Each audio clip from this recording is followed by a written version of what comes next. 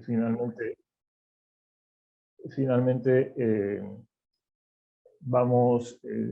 nunca vamos a salir del hoyo, digamos, ¿no? Bueno, también hay otros temas alrededor de la fiscalidad que tiene que ver con cómo se definen las reglas, ¿no? Una cosa es cómo es el sistema tributario nacional, cómo está definido, cómo se recauda, cómo son las tasas de impuestos, hacia qué sectores están dirigidos estos sistemas fiscales, pero también hay un marco internacional que te da las normas para que los capitales que se mueven a nivel global, de un lado para otro con mucha facilidad, tengan también facilidades o tengan ciertos privilegios que ayuda, desgraciadamente, a que ciertos contribuyentes, que en este caso son las grandes empresas transnacionales, puedan evitar pagar impuestos también. Y ahí viene, bueno, todo un tema de planificación fiscal, el uso de paraísos fiscales, el uso de trampas que que permitan manipular precios que entre las mismas empresas también van comercializando, que lo voy a explicar un poco más adelante, pero que es parte de cómo de cómo funcionan las reglas ahora, ¿no? Y quien hace estas reglas son normalmente organismos multilaterales y que son los que tienen la sartén por el mango, digamos, ¿no? Que están conformados por países ricos, y dentro de estos países ricos también tenemos las grandes empresas y corporaciones que hacen las reglas a su medida, ¿no? Como la OCDE, por ejemplo, ¿no? La OCDE se encarga de definir estas reglas internacionales de fiscalidad, pero detrás de eso también está el G20, ¿no? El grupo de los 20 países más poderosos, que son los que finalmente, o el G8, que son los que definen cómo se van a dar estas reglas. ¿Qué encontramos en la región, entonces? De acuerdo a lo que les he mencionado, los principales problemas, ¿no? Bueno, uno está relacionado a los flujos financieros ilícitos. No sé si han escuchado ese término, pero se trata de dinero que se gana, que se transfiere o que se usa, ¿no?, de forma ilegal cuando se traspasa las fronteras de los países. Es decir, de un país X, donde hay una empresa que está presente, que tiene actividad, pero que tiene a su matriz, digamos, en Suiza, por ejemplo, de Perú a Suiza, pueden haber diversas transacciones entre empresas de un mismo grupo corporativo, ¿no? Y ese dinero, si bien no necesariamente es ilegal, ¿no?, pero sí se transfiere de una forma que no es tan legal, ¿no? Por eso que se le llama flujos financieros ilícitos, porque incluyen estas transacciones comerciales, pero también incluyen otro tipo de transacciones que son más bien, ahí sí, ilegales, que tienen que ver, por ejemplo, con actividades de narcotráfico, por ejemplo, la corrupción, ¿no? Todo ese dinero que sale de ahí, de actividades ilegales, también se considera como flujos financieros ilícitos. Y es dinero que finalmente se pierde de la economía formal, digamos, ¿no? Bueno, además están los problemas de evasión y elusión, que serían el incumplimiento tributario dentro del país, ¿no? Como este dinero que se deja de pagar afecta también a las arcas fiscales. Y bueno, la ilusión también, que ya les mencionaba, que tiene que ver con esta planificación fiscal de las corporaciones o personas que también inclusive que quieren mandar su dinero hacia afuera. Hay mucha gente que tiene riqueza en paraísos fiscales y eso les permite no pagar los impuestos que se deben. Bueno, los paraísos fiscales es un problema global, ¿no? Dentro de estos están los famosos centros financieros offshore, ¿no? Los offshore se refiere a que son jurisdicciones o pequeños países donde se les da total facilidad a las personas y empresas que quieran eh, estar fuera del sistema formal, ¿no? Fuera del alcance de las autoridades tributarias. Entonces, mientras más dinero tienes más facilidad también de poder trasladar tus activos, tu dinero hacia esos centros offshore que normalmente son opacos, ¿no? Como se les suele llamar, la opacidad financiera, ¿no? Es parte de las características de estos centros offshore.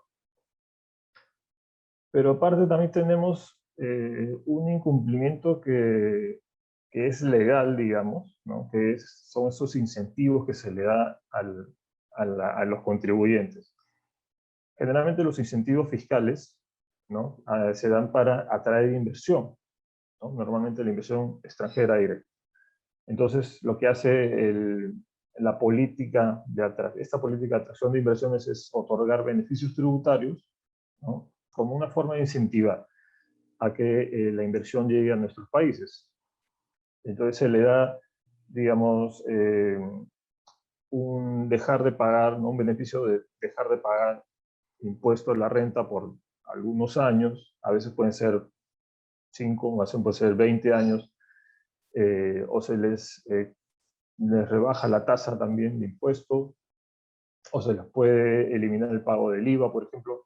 O sea, hay diversos mecanismos que usan los estados para incentivar a través de estos beneficios tributarios.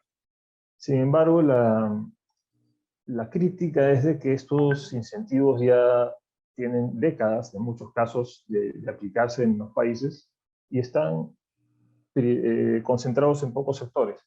Y estos sectores se ven, bueno, tienen, digamos, una situación de privilegio respecto a otros sectores que no reciben esa ayuda, pero que aún así, digamos, la luchan, ¿no?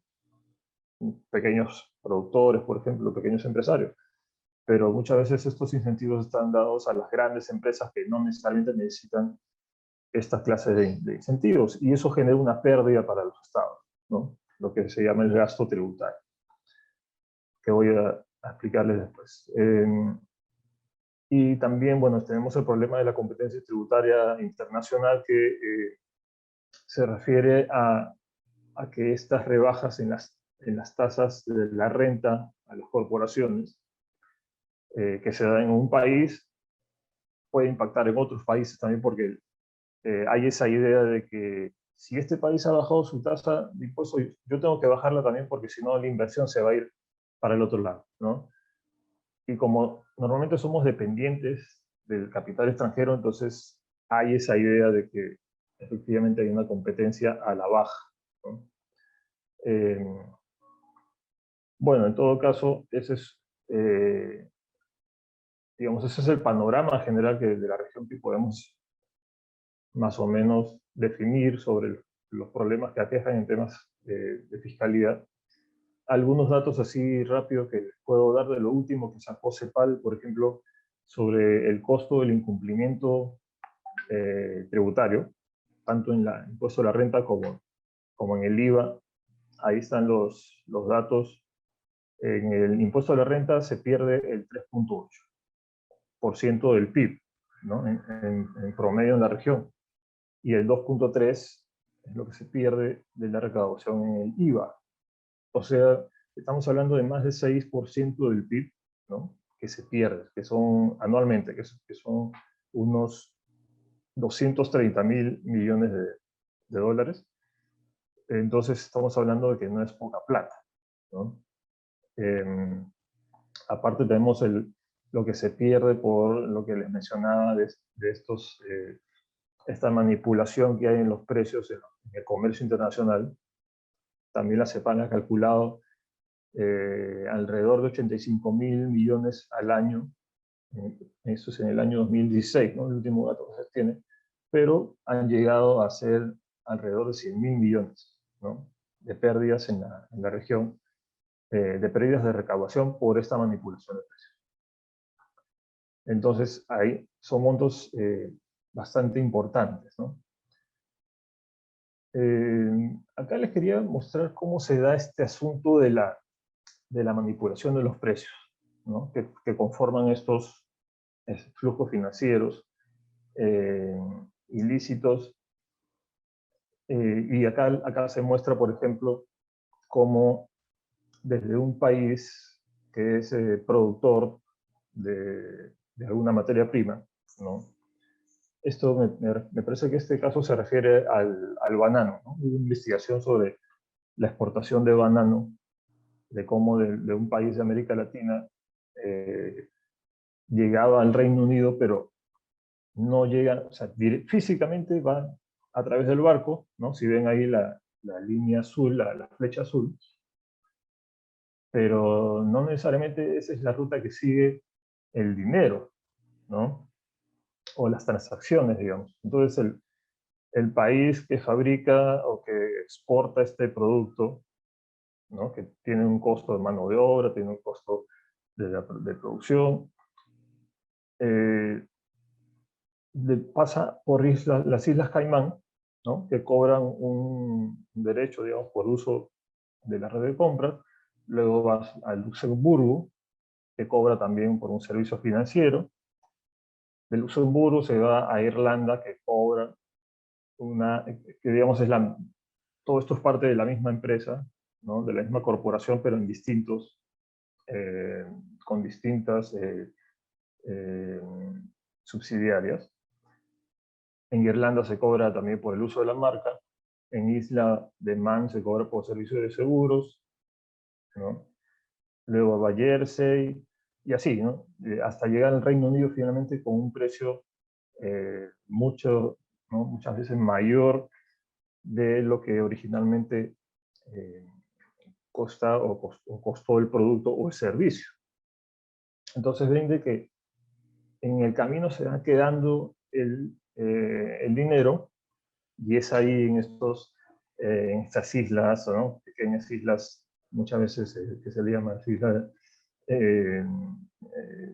digamos, como paraísos fiscales, es donde se va quedando el dinero. Entonces, finalmente, donde se pagan los impuestos en muy poca cantidad es en el país de origen, y luego se va quedando, los recursos se van quedando en otros lugares donde no pagan impuestos. O sea, en Islas Caimán hay una tasa que puede ser cero, y que además no hay, en esa subsidiaria de la empresa no hay ningún empleado, ¿no? Puede ser simplemente, pueden ser buzones inclusive, como si fueran buzones para dejar cartas, ¿no?, pero sin ningún empleado, y simplemente es para tener una cuenta bancaria y que ahí se vaya acumulando el dinero. Entonces, más o menos así funciona este esquema de planificación tributaria, como se le llama, ¿no? Pero que finalmente genera un gran perjuicio a los países donde se produce la riqueza. Bueno, hay unos datos ahí, no son tan actuales, pero sí son montos importantes que se pierden, ¿no?, cuando hablamos de la región, y que, por supuesto, que este dinero, si es que se hubiera recuperado, serviría para financiar nuestros presupuestos públicos, ¿no? Por ejemplo, hay un dato interesante que dice que América Latina, el 22% de toda la riqueza de América Latina, ¿no?, está fuera, o sea, está en estos centros offshore. Y eso equivale a una pérdida más o menos de 21 billones de dólares, ¿no? Si se hubiera recaudado el impuesto a la renta, se hubiera obtenido esa cantidad. Pero fíjense que, digamos, poco más de la quinta parte de la riqueza está fuera, ¿no? Es un dato interesante a tener en cuenta. Dentro de las guaridas fiscales o paraísos fiscales, bueno, hay un ranking que siempre se hace. Esto lo hace Tax Justice Network, un think tank que está especializado en esto. Y define, bueno, cuáles son las jurisdicciones, países o territorios que dependen de otros países que son utilizados como paraísos fiscales, ¿no? Como centros offshore también. Y bueno, ahí vemos a países como Suiza, ¿no? El mismo Estados Unidos, bueno, están las Islas Caimán, digamos, hay un ranking que se establece de acuerdo no solamente a la opacidad financiera, sino también de acuerdo al peso que tiene en el sector financiero internacional. Entonces, por eso, Suiza, bueno, el dato más actual no lo tengo ahorita, pero está siempre entre Suiza, Luxemburgo, ¿no? Las islas dependientes de la corona británica también. Y dentro de América Latina, bueno, no aparecen muchos países acá en los primeros lugares, felizmente, pero bueno, siempre tenemos a Panamá por ahí presente, ¿no? Entonces, este es un reto también que enfrentan los países, las administradoras tributarias lo enfrentan también porque mientras exista esta opacidad financiera, este secreto bancario, financiero, va a ser muy difícil poder luchar contra esta evasión transnacional, ¿no? Bueno, dentro de los incentivos tributarios, como les había mencionado, bueno, hay beneficios directos que se dan, exenciones, reducciones de tasas impositivas a la renta, también el no pago de regalías, deducciones también que se dan a otros pagos, eliminación de impuestos a remesas de utilidades, cobro de arancel cero a las importaciones, las zonas francas también son una forma de otorgar incentivos a quienes operen en estas zonas y exporten, y descuentos de intereses por créditos internacionales. Todo esto que está normalmente establecido en las reglas nacionales, también están atadas muchas veces a acuerdos internacionales. Los mismos tratados de libre comercio pueden otorgar beneficios, ¿no? a las inversiones, los tratados bilaterales de inversión también, por supuesto, los acuerdos de doble tributación.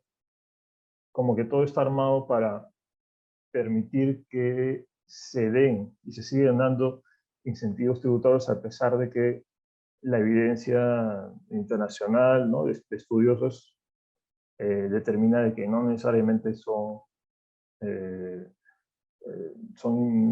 importantes o determinantes para atraer esa inversión, y mucho menos para generar el desarrollo que prometen cuando se otorgan estos beneficios. Entonces, una vez que se otorgan estos beneficios, es una pérdida de recaudación para los estados y esto genera un gasto tributario. Hay algunos datos ahí, esto no es lo más actual, pero nos da una idea, ¿no? Que el gasto tributario puede estar alrededor del 4, casi 5%, ¿no? Puede equivaler a lo que se gasta en los presupuestos, eso con respecto al PDI, ¿no? Al PIB. Lo que se gasta en protección social, por ejemplo, ¿no? Casi equivalente a lo que se gasta en salud, y inclusive mayor a lo que se gasta, perdón, casi equivalente a lo que se gasta en educación y más de lo que se gasta en salud, en promedio, ¿no? Entonces, lo que se deja de recaudar por esos beneficios tributarios es también son montos importantes. Todo esto nos lleva a qué? O sea, ¿cuál es la situación en la que la América Latina se encuentra respecto a otros países, por ejemplo, como los de la OCDE? Ahí en el gráfico se puede ver, esto no es lo último, pero nos da una idea, ¿no? El promedio en la región de recaudación sobre el PIB es más o menos del 20%. mientras que en la OCDE es de 34 o 35%. Entonces hay una diferencia ahí todavía grande con estos países a los que, digamos, casi siempre se quiere apuntar, ¿no? Países desarrollados son muchos que quieren ser parte de la OCDE, de la región. Creo que hoy día acaba de entrar Costa Rica a ser parte de este club, digamos, de países, y hasta Colombia también de hace unos años. Están Chile y México. Y, sin embargo, bueno, vemos todos los problemas que hay en Colombia ahora, entonces no te asegura tampoco que estar en ese club tengas la mejor situación. Pero hacia eso hay que encaminarse, digamos, cuando hablamos de presión tributaria, de recaudación, nos tenemos que mirar hacia países que recaudan mucho más, ¿no? Y para eso es necesario hacer algunas reformas. También hay una diferencia no solamente en el monto de la recaudación o el nivel de presión tributaria, sino también en cómo se recauda, de dónde sale la mayor parte de la recaudación. Y en general en nuestros países, la mayor parte de la recaudación se sostiene en impuestos indirectos, vale decir, en el IVA, ¿no? Impuestos selectivos al consumo, y mucho menos en los impuestos a la renta, ¿no? En los países de la OCDE es más bien casi al revés, ¿no? Mucho mayor recaudación sobre los impuestos a la renta, o sea, de las personas y de las empresas. Y esa recaudación que se da en nuestros países se dice que es regresiva porque un impuesto al consumo, ¿no? Un impuesto indirecto, afecta por igual a todas las personas, así sean que ganen 100.000 millones o que tengan $10, digamos, ¿no? La persona que compra un bien o un servicio y paga el IVA está destinando la igual cantidad, digamos, del valor del producto o servicio, pero para sus ingresos sí representan mucho más, los que tienen menos ingresos sí les representa mucho más presupuesto, ¿no? En cambio, un impuesto a la renta que puede hacer, que se da en base a una tasa y en base a una progresión, digamos, de ingresos, sí tiende a ser más progresivo. Entonces, lo que se busca más bien es no solo incrementar la recaudación, sino también hacerla más progresiva. Entonces, irte ¿no? a recaudar a los que tienen más ingresos y más riqueza. Entonces, algunos puntos de la agenda, ya para ir terminando, de lo que llamamos la agenda de justicia fiscal.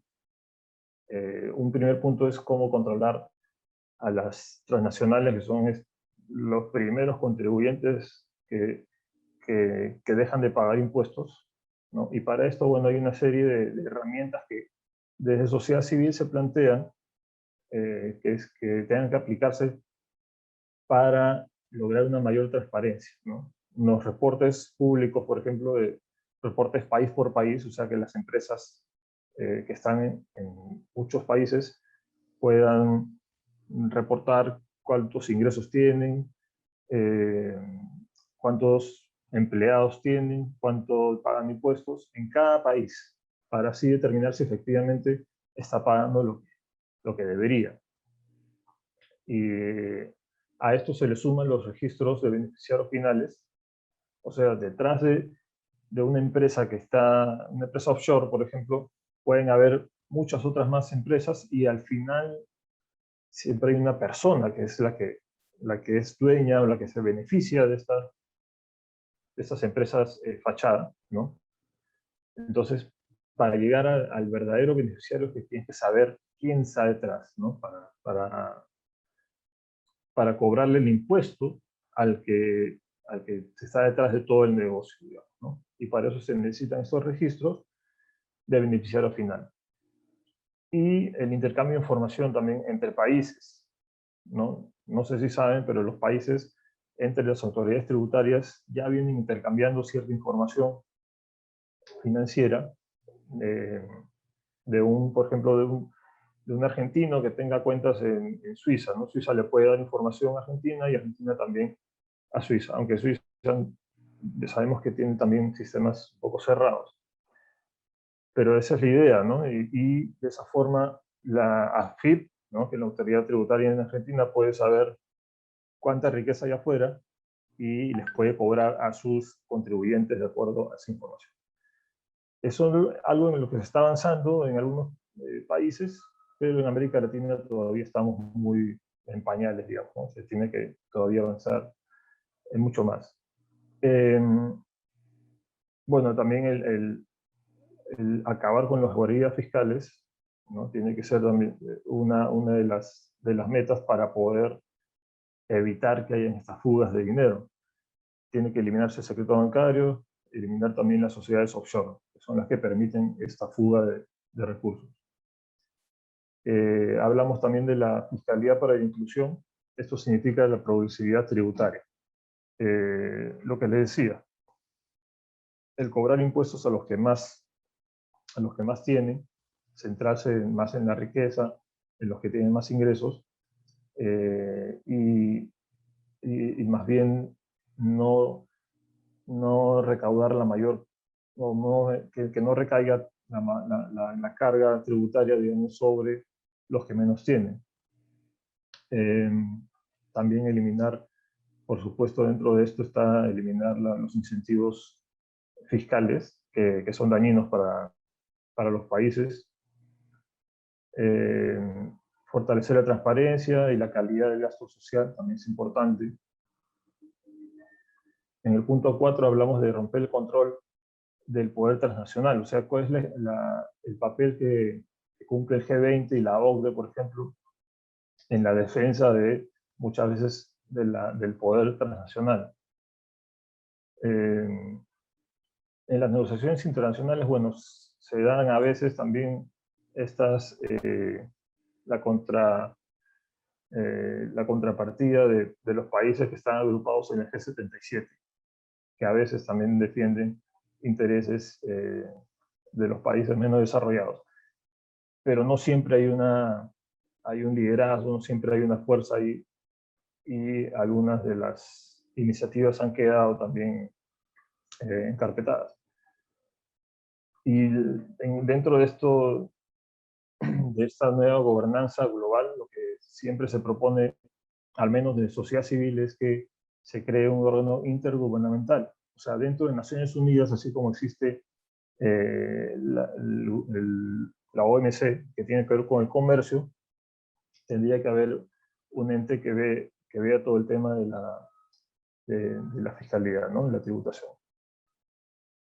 Y bueno, finalmente incorporar, bueno, en toda esta agenda a los movimientos sociales, y dentro de todos estos movimientos, por supuesto, uno de los que consideramos que son aliados importantes son los sindicatos, ¿no? Y en ese trabajo, bueno, ahí tenemos al ISP como un aliado bastante importante en la región. Acá les quería comentar, bueno, que una de las últimas campañas que se han llevado a cabo desde Latindad y la Red de Justicia Fiscal, que también es la otra red aliada que tenemos en la región, es la campaña de impuestos a la riqueza. Esta campaña se centra en justamente lograr sistemas tributarios progresivos, pero con motivo de la crisis generada por la pandemia, hemos dicho, bueno, tenemos que centrarnos ahorita en que los que más tienen, los que más recursos acumulan, sean los que tengan que soportar la mayor carga en estos momentos de las necesidades que tienen los países, ¿no? Inclusive hemos visto en las noticias que los millonarios se han vuelto más millonarios a raíz de la pandemia, mientras que las clases medias y los pobres, bueno, sí han sido los más afectados.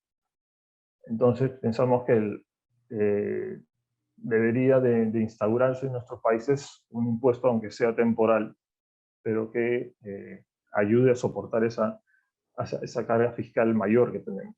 En Argentina, bueno, se ha dado ya una ley, ya está inclusive en funcionamiento. Ya se recabó una cantidad importante de dinero, ¿no?, en cuanto al impuesto a la riqueza, o impuesto solidario, me parece que se le llamó. En Bolivia también. En Colombia se estaba discutiendo dentro de, bueno, de las propuestas de sociedad civil con las que trabajamos. Sabemos que había una propuesta ahí. En Chile se estaba discutiendo en el Parlamento. No pasó, desgraciadamente, pero parece que se va a seguir insistiendo ahí. En Perú también hay una propuesta en el Parlamento. Entonces, bueno, hay todo un movimiento respecto a establecer o restablecer en algunos casos impuestos que vayan dirigidos a los sectores con mayor patrimonio, mayor riqueza. Bueno, acá están los aliados con los que trabajamos en la región y en el mundo, y bueno, es lo que quería comentarles, y si hay una pregunta, con mucho gusto.